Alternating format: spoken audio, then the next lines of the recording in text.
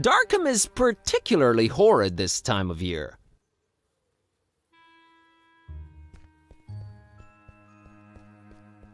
Well, at least it's not Fishmouth.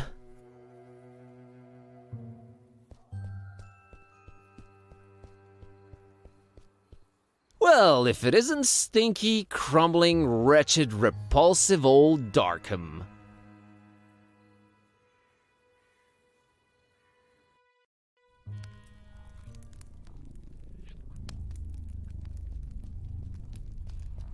Amazingly, none of the maroon books look damaged. Die-hard little...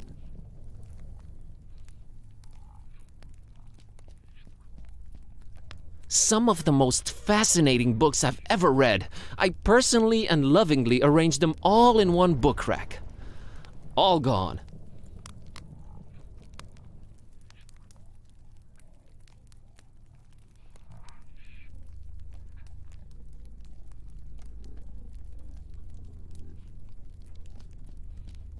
A very intriguing looking book.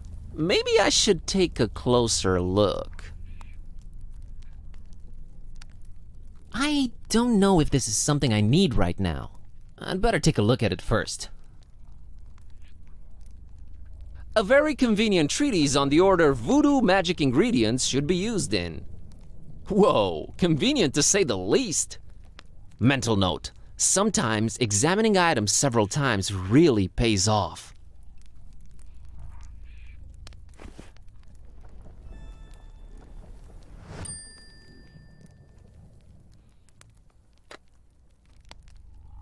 Let's see. Okay, according to this treatise, I think the order we should use the items is someone attractive, doll, thing that cuts.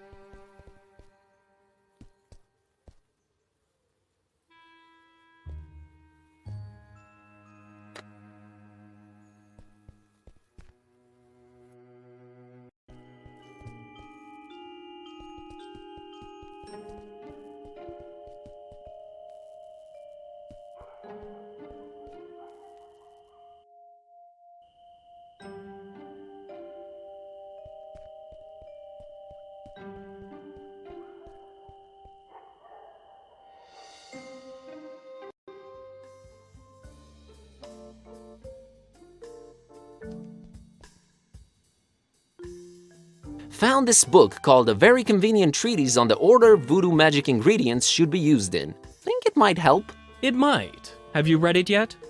Yup. So, that was all of them, huh? Indeed it was. All right, now this is important. Which order should we use them in?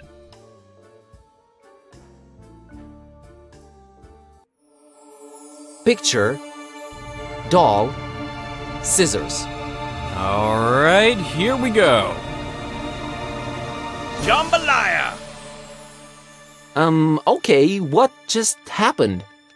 Asenath just lost her head over some male model dude. I told you, I deal in figurative voodoo. Should have seen it coming. Do you think it worked? I know it worked.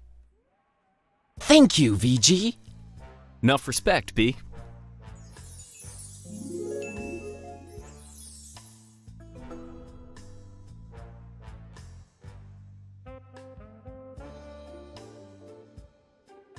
So, everything seems to have worked out in the end, huh? Well, not everything, but yeah, it's a start. Gonna go change Kitty back now. You do that. Please. See you soon. Not too soon, I hope.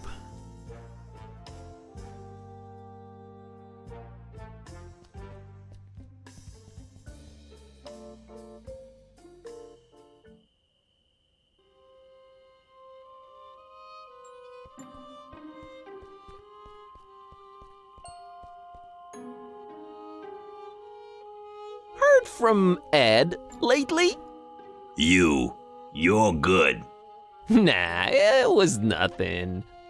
No, you're good. You're very good. Just got off the phone with Ed. Azenath left him for a male model. My God, I don't know how you did it, but you did it.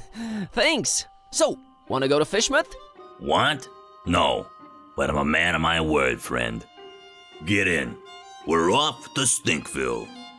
Hear that, kitty? Adventure awaits. I can barely contain my enthusiasm. Oh, you'll love it. Seafood as far as the eye can see. Oh, brother. Alrighty, here goes nothing.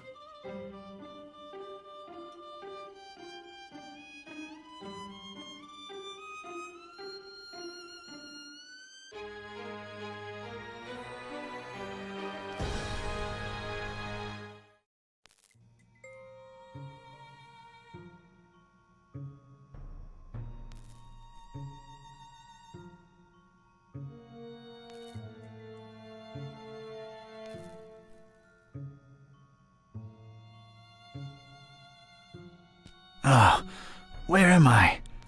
What happened?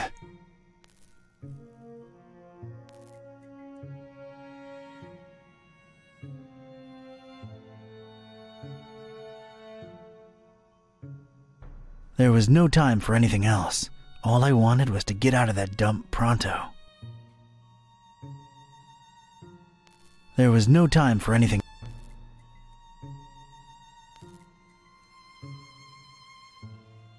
There was no time for anything else.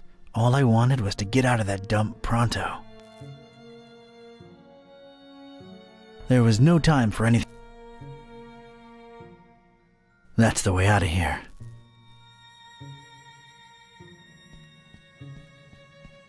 Hey, you out there! Let me out of here, you dirtbags! Come on, who's out there? Hello? Nothing. So, this isn't gonna be easy after all. I started to take in my surroundings and bing, bang, boom! I was seeing salvation in every little thing that caught a glint. In my mind, they were already shaping into something that would definitely get these goons' attention. I was gonna do big, loud things with petty stuff, like a poor country using scraps to send a rocket to the moon.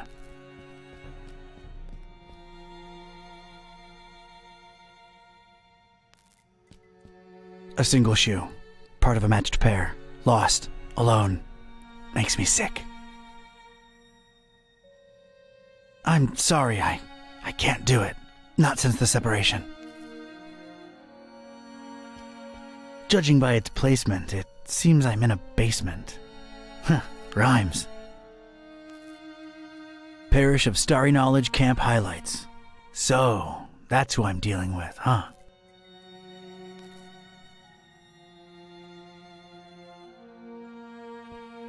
Warning! This is an ultra-powerful fire extinguisher. You have probably purchased this item because you're either a hardcore forest firefighting enthusiast, you work at a kerosene factory, or you practice occult rituals involving high-temperature immolation. Please make sure your feet are firmly set on the ground and you're ideally leaning against a sturdy wall when you unleash this bad boy.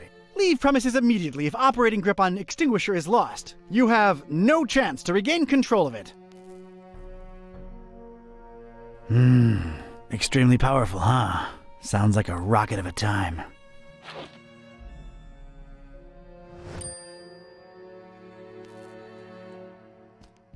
Whoever tossed me into the clink must have left this here for my amusement. Distracted is the last thing I want to be right now.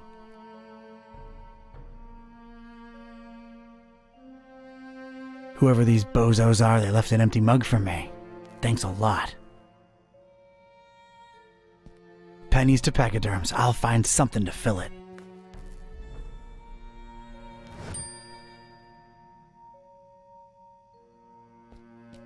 Discarded food, fish bones, a flotation device, random trash. For some reason, there are barrels of tar everywhere. Well, that's unexpected. A pristine rag in this smelly, filthy basement.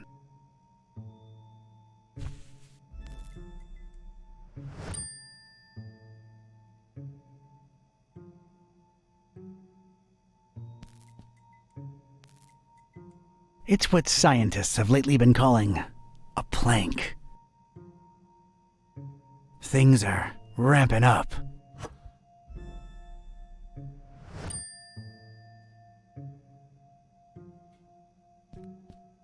There's a recess in the floorboards here. I'm not wearing any shoes.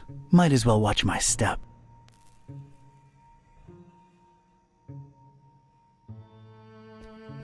Oh, isn't that nice? Leave a man shoeless, then offer him slippers.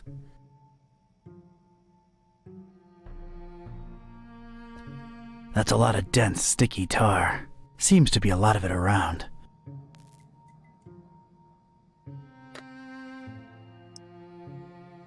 All right, let's get me some of this tar.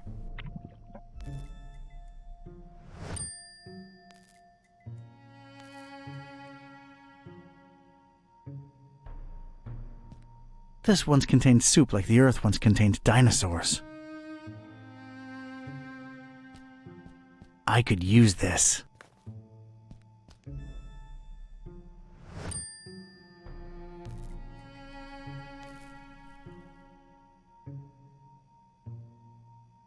Current enemy. Sturdy metal door. That could work. I still need to find a way to angle it just right. Can't do it from the hip. Nah, I could use this plank for something else. Not in my pocket. Can't use these directly. That's not gonna help one bit. Kinda connected, but how?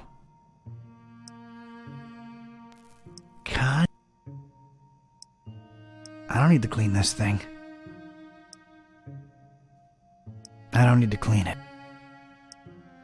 I don't want to tar up this nice, pristine rag.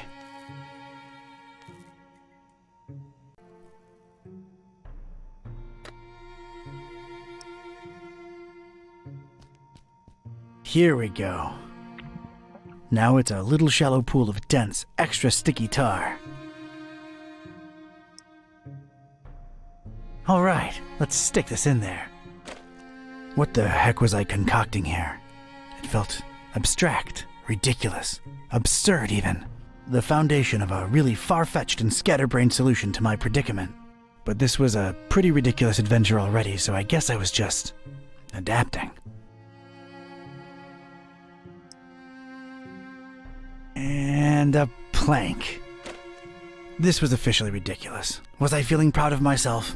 A definite and resounding no, but it was all I had.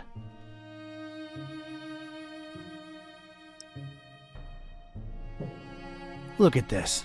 A cringeworthy blue ribbon taker and the crazy enough that it could work regional semifinals. Definitely not a highlight in my career. Assuredly not a low though. Maybe those late night Mac Viper and mac and cheese syndicated binges had some kind of effect on my person. Good old mac and cheese.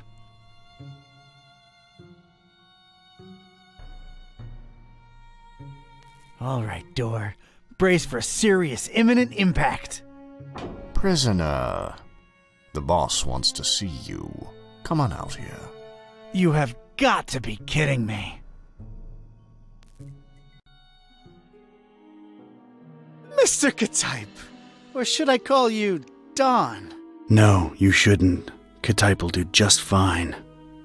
We provided you with some slippers. Did Brother Gleam not assess your shoe size correctly?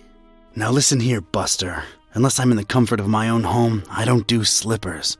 You can leave a man pantless, shirtless even, but don't mess with his footwear symmetry, you barbarian. What is this place and who are you anyway? This is about that damned book, isn't it? How deductive. Earning your keep, huh? Come now, don't take it personally, Ktype. You were useful in leading us to it for a while, and then you were no more. We never really wanted to hurt you, or your shoes. You're sullen, grumpy, and mean to everyone. We like you. You would have gone far in our organization. Well, did you find the darn thing? As soon as the kidnapped troops got you out of there, our recon squad was dispatched to retrieve the volume. So you're really convinced you know its exact whereabouts, huh? Close to 100% certain. Ah, speak of the devil. All right, Brother Bright, Was our information correct? Yes, Brother Starburst. So it's true! The Necronomicon really was hidden in the library? Kind of. Yes, Your Starriness. Well, don't just stand there, you fool! Let's see it! Well, we don't really have it. What?! A sigil was gone, broken into tiny little pieces, and something had clearly been hidden in there, but no book in sight. K-type? Everything was intact when I was in there, so don't put it on me, your grand poobah shininess. What about the librarian? It's a funny thing, we ran past each other when we were on our way to collect the tome. He looked so scared. Well, of course he looked scared. A bomb had just gone off. Anything else?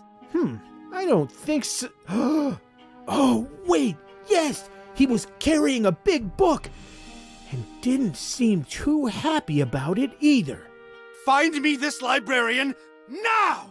What about me? You don't need me anymore. Oh, just go back to your little cellar. Now let's be real here for a minute. What good am I to you now, cultist? He's right, Brother Starburst. You just chew into our rations, and you don't know anything either way. Oh, alright, just sacrifice him to the Haunter or something. Stop bothering me! Fine with me, boss. Walk, prisoner. I'm gonna need someone from Rites and Rituals down here ASAP. I'm about to do an R24-A. Come on, guys, you know the drill. Guys? Sheen? You out there? Anyone? Come on, you know I can't do jack until we fill out the SNF 187. We don't want any trouble with Cult Union. We've been through this, people. Is anyone out there? Guys? Prisoners not in sacrificial robes. No ceremonial bucket for the collection. We're really running a shoddy operation here. No wonder EOD's kicking our derrieres. I'm embarrassed. The prisoner's embarrassed. This is not looking good, brothers. Sheen? Flare? You guys totally bolted, didn't you? Starburst is not gonna be happy when he hears about this, people. This makes us look really, really bad. I almost feel like apologizing to the would-be victim. Hey, don't feel bad. It's not your fault. Yeah, well, it sort of is. It's our collective fault. I share in it. I take my responsibilities seriously. We're not a startup cult anymore. This is unacceptable. Your striving to be a better evil organization is commendable. Aw, thank you. It's nice to know that at least someone here appreciates it. Don't mention it.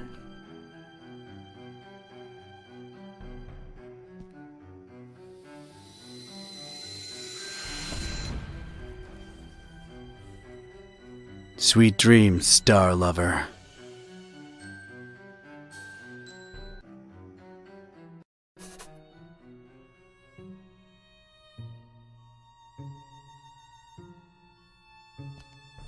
Well, that's nice. A little extra safety's always appreciated. It's an enticing ladder to some upper level.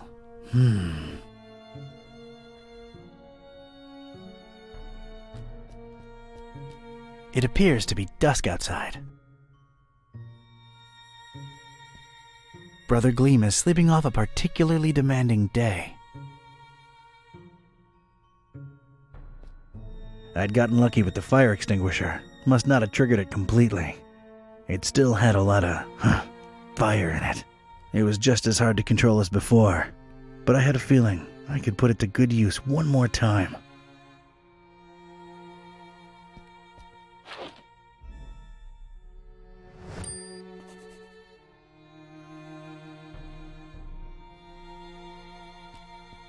Not a particularly interesting starry cult desk, if you ask me.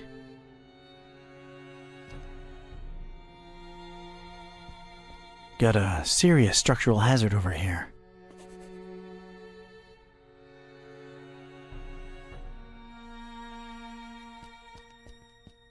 It's a heap of astronomy-related instruments. Wait, there's a piece of wire sticking out from it. It's a very useful-looking piece of wire. I think I'd rather just pick it up.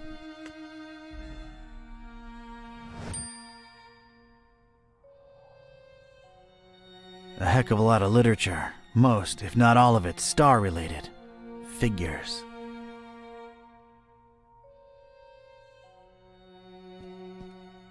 I think I can reach if I leap.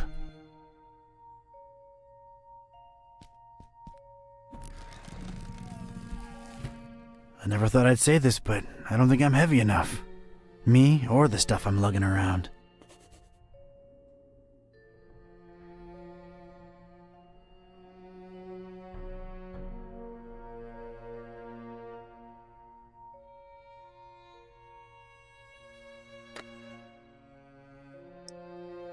Right then and there, I thought of placing the fire extinguisher on the desk so as to help steer it and set it loose on the cracked surface of the wall. I could make tracks from this place and never look back.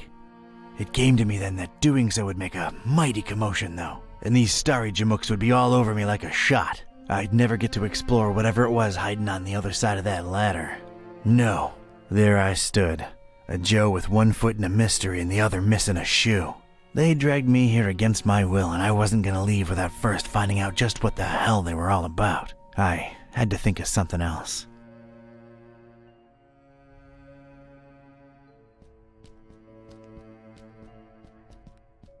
Looks like a hatch heading to an upper floor.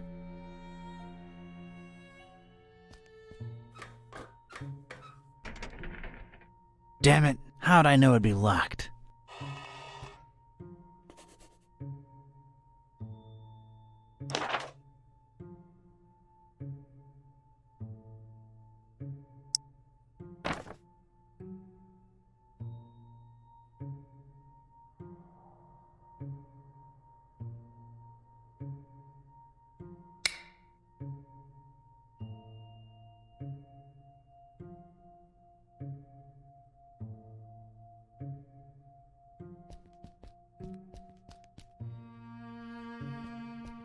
Huge, sturdy door. It's barricaded from the outside.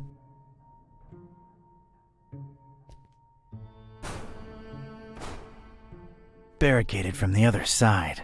Makes sense that they'd shut me in here, but it seems that they don't think too highly of that Gleam guy either.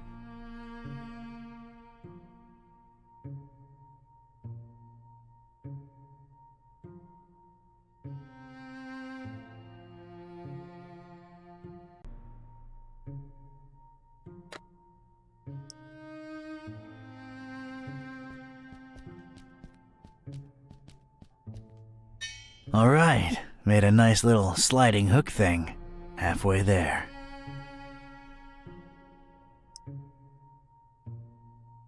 There we go. One radical red-hot ram rocket ready to go. It's ready, steady, and aimed. Fire!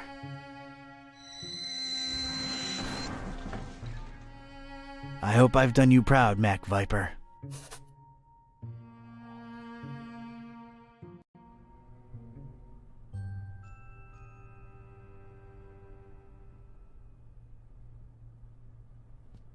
This looks like some kind of diary or log of some kind.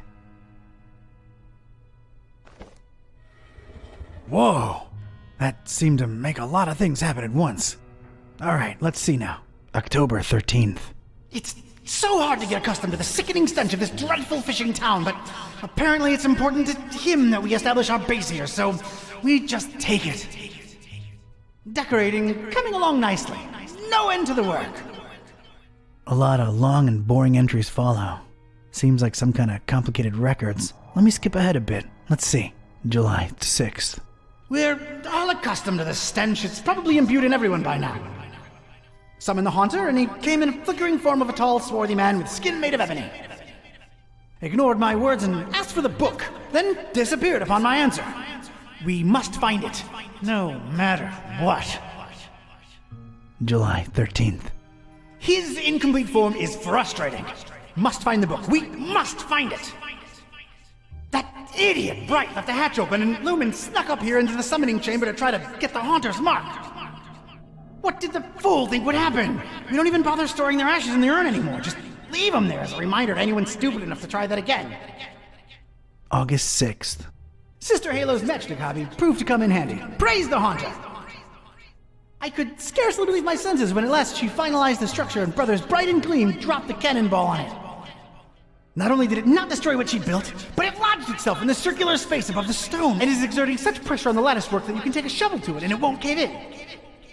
It's good to have some smart people join the ranks for a change. Only she and I know how to breach it and get to the stone, so that should at least keep our numbers from dropping. August 7th. Private investigator making waves in Darkham looking for leads on the book. Might be a dark blessing in disguise. We just stay on his tail and track him to see if he digs up any leads. The book? The Necronomicon? Is that me they're talking about? August 13th. Rejoicing! It's very possible that the hostess's fetch dog has sniffed out the book. Time to retire him and go for the prize ourselves. Hostess. Why did that sound familiar? Anyway, that crazily angled stone. I wanted it. If only to get back at these star-obsessed maniacs.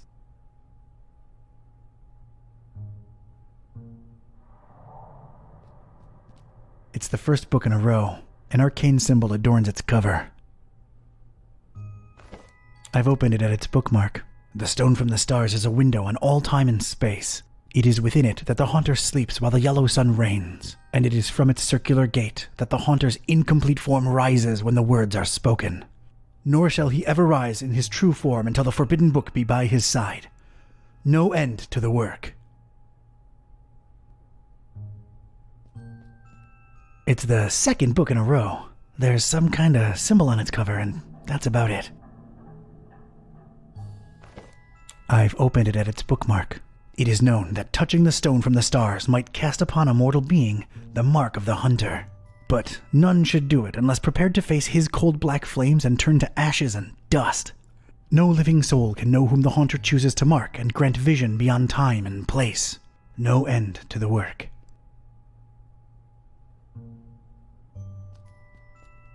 It's the third book in a row. The cover consists entirely of a weird symbol. A delicate and intricate latticework of what looked to be matches, surrounding some jagged, shimmering stone and somehow supporting the kind of cannonball what looks like it was made to bring down battleships. I realize how crazy that sounds, yet here it is before me. A pretty martial-looking cannonball suspended somehow above that glowing rock by some order of matchstick engineering genius.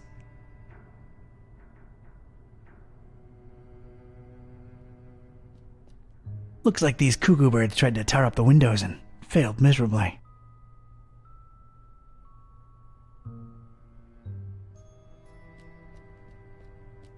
The inscription above it says, "Here lie in ashes all brothers and sisters foolish enough to think that the stone from the stars chose them to be marked by the Haunter."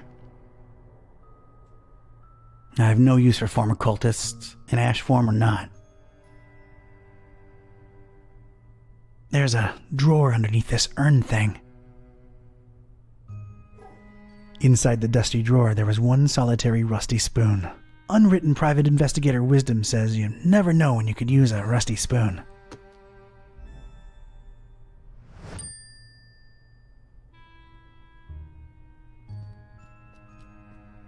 An immense rusty telescope hanging intimidatingly overhead. It's too high for me to reach. It's a strange, self-illuminating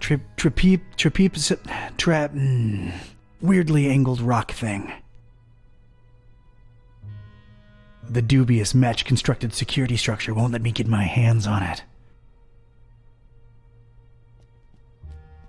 2 lights have turned green, 1 light remaining.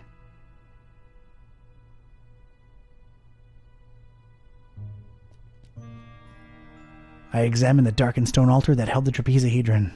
Creepy thing. Unusual markings adorned all sides of it. That's some kind of occult scratch. Looks to symbolize that shine rock on the pedestal.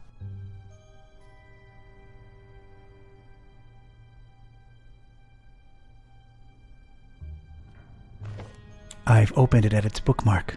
For the butcher is the end of all, and the followers of him who lingers at the night's threshold must keep the slaying one from ever setting eye or laying hand upon the book. The butcher brings but... The rest is unreadable. The butcher? Huh. That's new. Whoa!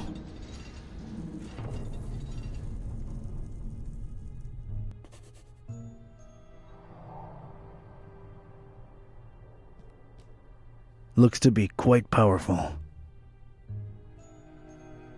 I don't think I can pry it out with my bare hands. Wouldn't know what to do with it. It's held in place firmly by the mattress structure. Quite impressive and unmovable.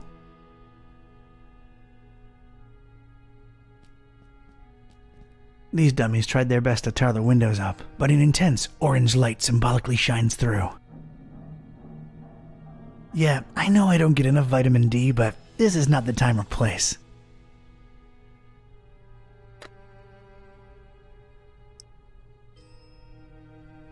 Light is ephemeral and unscoopable.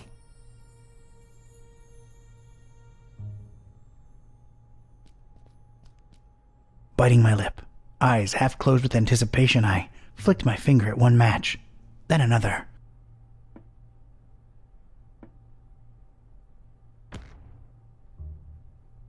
The apparently fragile construction proved to be impervious to my attempts at unbalancing it. There was damn good engineering when you needed it the least. The structure would not collapse, no matter what.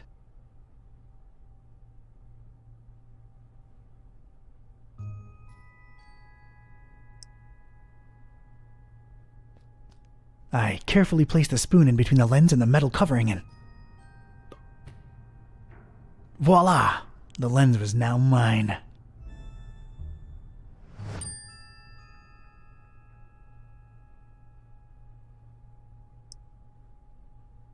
I got this convex lens from that huge telescope.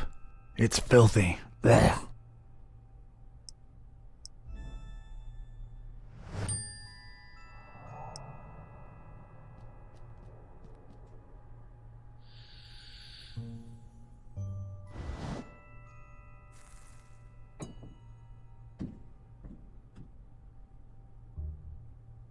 Sweet.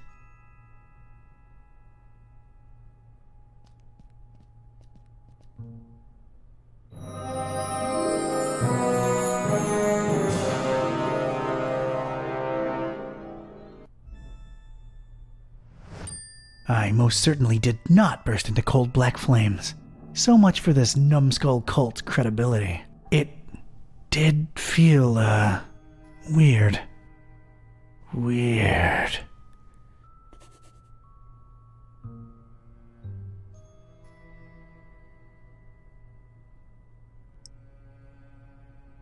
No need. It shines already.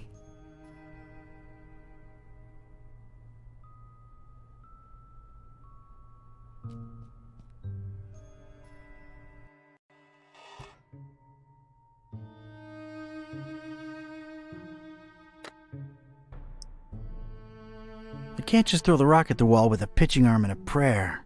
This is the wrong kind of temple for that.